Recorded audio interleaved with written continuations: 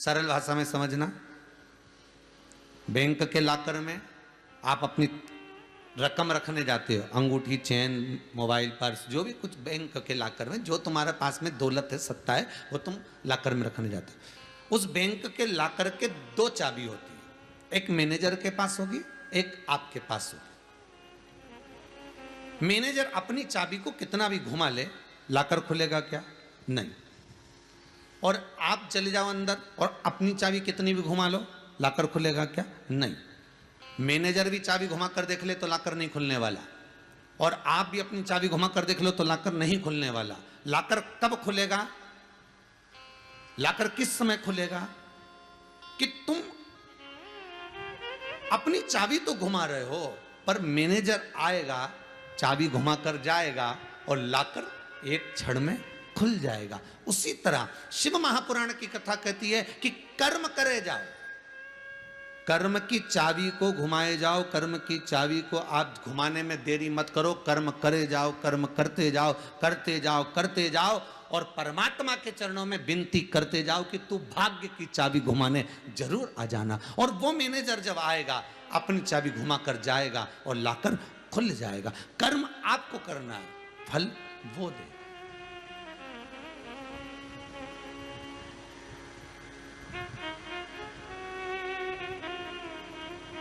हमें याद है एक भोपाल के कोई न्यू मार्केट के कोई भाई आए होंगे और वो कहे गुरुजी हमने तो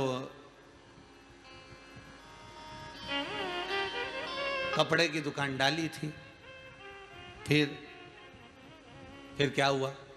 तो वो चली नहीं, और इतनी विनती करके गए तब हमने भगवान को प्रसाद भोग सब लगाया, सब सारा काम भी करा हमने, और 15-20 दिन चली, फिर चली नहीं। फिर हमने जो है वो दुकान बंद कर दी, फिर हमने दूसरी दुकान डाल ली। अच्छा, फिर पर हम क्या करें गुरुजी, हमारा तो भाग्य बेकार है। 15-20 दिन तक तो अच्छी चलती है, उसके बाद नहीं रहती, तब अच्छी चलती है, उसके बाद में तो दुकान ठप हो जाती है।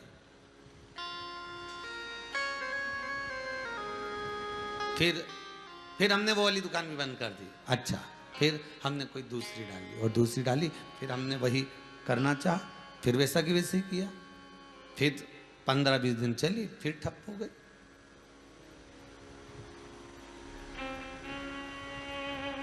कितना सुंदर प्रसंग है।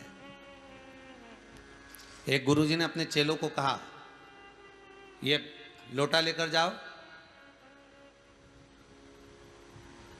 50 फीट खड्डा खोदना, पीने का पानी लेकर आना, जाओ जरा।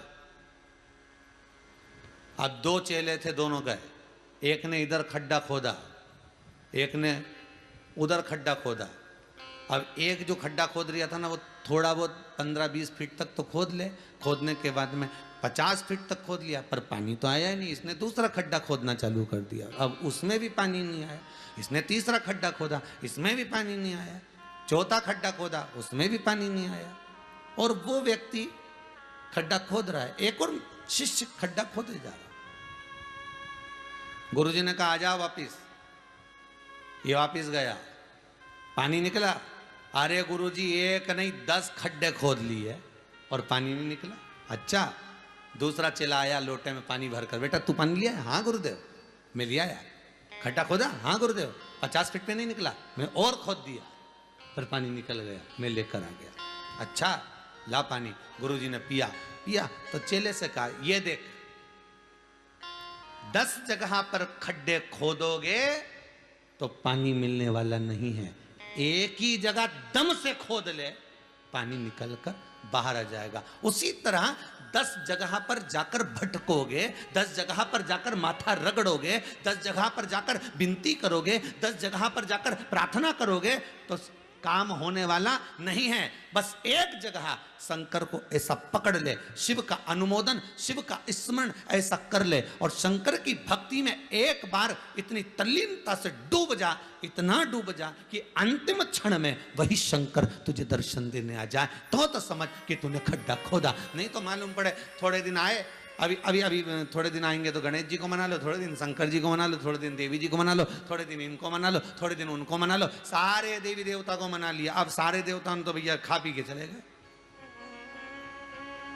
उन्होंने कहा अपन तो मेहमान थे, अब इसके घर में एक देवता, अब गणेश जी आए तो मेहमान, देवी जी आई तो मेहमान, पितृदेव आए तो मेहमान, लक्ष्मी जी आई तो मेहमान। इस मृत्यु लोक में जितने आ रहे हैं सारे मेहमान है, पर मृत्यु लोक का एक देव है, वो देव अधिदेव महादेव है। बस उसको अगर पकड़ लिया होता, उसका स्मरण अगर हमने कर लिया होता, उसकी भक्ति में अगर हम डूब गए होते, इतना डूब गए होते, इतना नीचे चले गए होते कि एक दिन देव अधिदेव महादेव, मेरा शंकर, मेरा करुणा सागर, मेरा त्रिकालदर्शी, मेरा कैलाशी सम्मुख में आकर खड़ा हो जाता, बिल्कुल सामने आकर खड़ा हो जाता,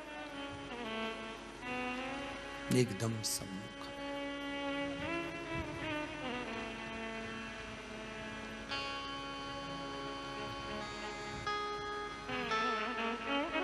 फिर कहीं चित्तवृत्ति कहीं जाए ना, मन कहीं जाए ना, विचार कहीं जाए ना, सामने खड़ा हो